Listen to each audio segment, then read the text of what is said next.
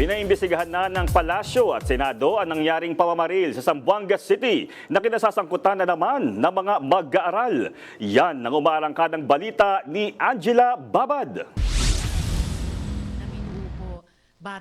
Mahigit 2 buwan matapos ang pamamaril sa isang paaralan sa Tacloban, muling nagimbal ang bansa sa panibagong insidente sa isang kilalang paaralan sa Zamboanga kaninang umaga. Dahil dito, ipinaabot ni Pangulong Ferdinand Marcos Jr. ang pakikiramay sa mga pamilya ng biktima at inatasan ng mga ahensya ng gobyerno na magsagawa ng malalimang imbestigasyon.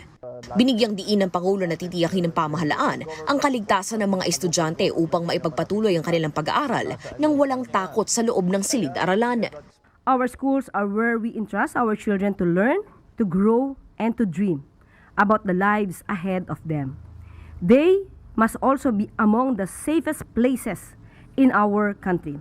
Every Filipino family deserves that assurance. Kinundi na rin ng ilang mga senador ang nangyari. Ayon kay Senate President Sherwin Gatchalian, kailangang malaman kung paano napasa kamay ng mag-aaral ang 2 armas at paano ito naipasok sa paaralan. Nangako naman si Senate Committee on Education Chairman Senator Bam Aquino na gagampanan ng Senado ang tungkulin nito upang hindi na maulit ang nakapanlulumong insidente. Nagpaabot din ng dasal para sa paaralan si Minority Leader Senator Alan Peter Cayetano. Sa isang live stream, nakiramay din si Minority Member Senator Robin Padilla sa mga naulila at sinabing maaaring malaki ang naging impluwensya ng social media sa ikinilos ng sangkot sa pamamaril. Giniit naman ni Senator Francis Kiko Pangilinan na bukod sa mga batas, safeguards at budget, dapat maging ehemplo ng kabutihang asal ang mga lider ng bansa at social media influencers upang maiwasan ang pag-normalize ng karahasan sa kabataan. Bagamat nagsasagawa pa ng investigasyon, sinabi ni Senate Committee on Women Chairperson Senator Risa Ontiveros na nakababahala ang tila pag-stream pa ng karahasan sa publiko. Sa ngayon, hindi pa natin masasabi kung may koneksyon ito sa nihilistic violent extremism o NVE o sa iba pang online communities na sinimulan nating suriin matapos ang Tacloban shooting.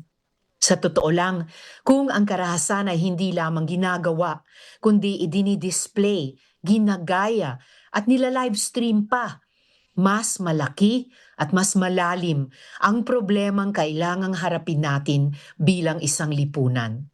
Magpapatuloy naman ang pagdinig ng Senate Committee on Women and Children patungkol sa nihilistic violent extremism at online grooming sa Huwebes, August 20. Ako si Angela Babad ng PRTV News, nagseserbisyo para sa Pilipino.